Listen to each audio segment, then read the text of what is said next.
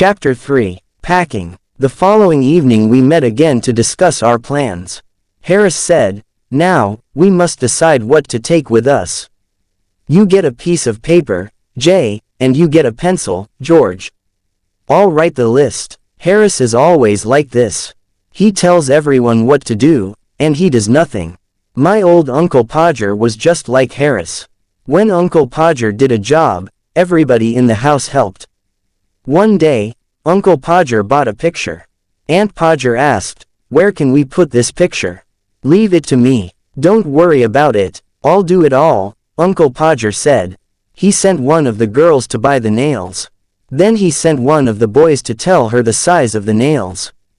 He sent Bill to get the hammer, and he sent Tom to get the ruler. "Now get me a kitchen chair, Jim. I need 2 people to hold the chair. Maria, come here and hold the light. Tom, come here and give me the nail." He finally had the nail in his hand, but it fell on the floor. Everyone looked everywhere for the nail. When someone finally found it, Uncle Podger lost the hammer. "Where's the hammer? Where did I put the hammer? Help me find the hammer." When we found the hammer, he lost the place on the wall to put the picture.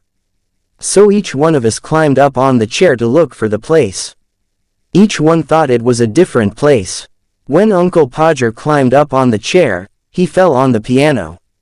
Aunt Podger was very angry. She said, "The next time you put a picture on the wall, please tell me. I'll go and spend a week with my mother." Uncle Podger tried again and again. At midnight, the picture was on the wall. However, it was not straight. The wall was dirty. Everyone was tired and unhappy. Uncle Podger looked at the picture and said, "It was such an easy job." I told Harris, "You get the paper and pencil. George will write the list, and I'll do the work." The first list was too long. We threw it away. We started another list. "In order to travel to the north part of the River Thames, we need a small boat," George said.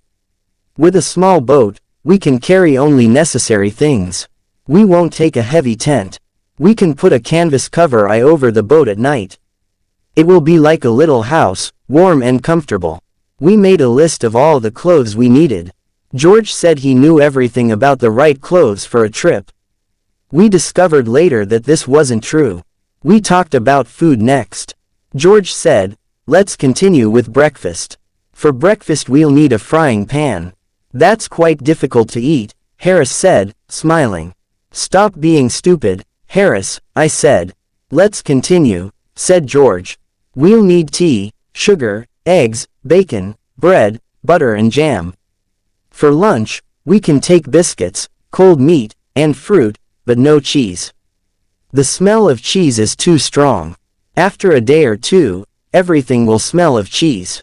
For dinner, we can take meat pies, fruit pies, tomatoes and green vegetables. This good food will keep us healthy," George said. "We didn't take wine or beer, because they both make you sleep."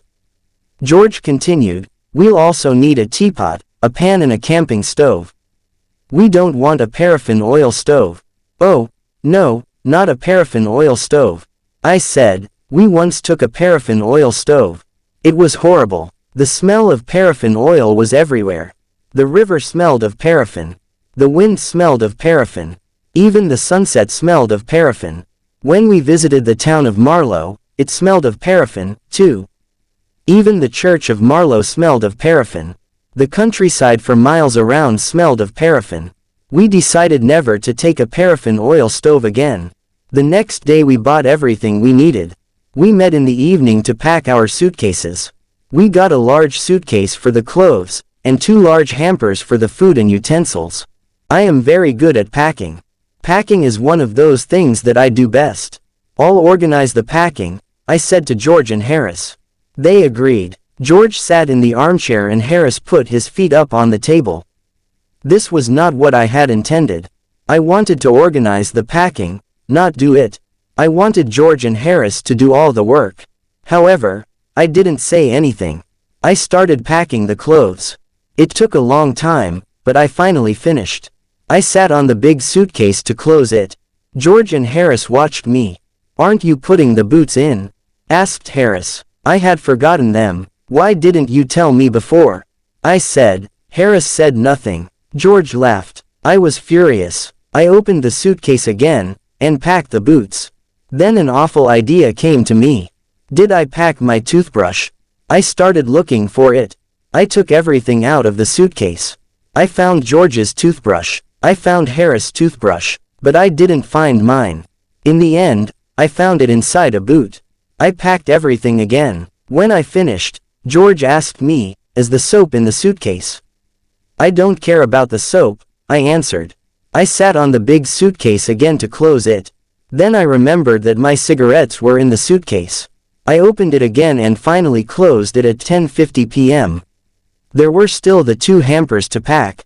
Harris and George decided to pack them. I sat down to watch.